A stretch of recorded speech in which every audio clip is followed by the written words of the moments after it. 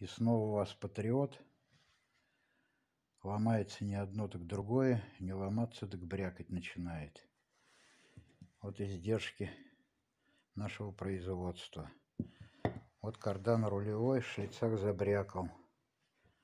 Брякает уже давненько. Снимал я его, помазал. Напихал туда селидола. Смазки это самое напихал. Но не помогает. Проехал немного и опять начал брякать. Вот решил сделать так. Вот здесь с торца заглушечку поставил и заварил ее. Вот здесь в этом месте заглушка.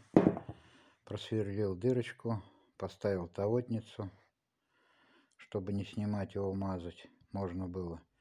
И для усиления еще поставил шланг. Вот такой внутренний на 20.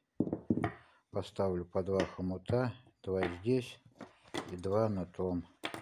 Тот вал поменьше, сам внутренний, который идет, который со шлицами. На него я намотал изоленты.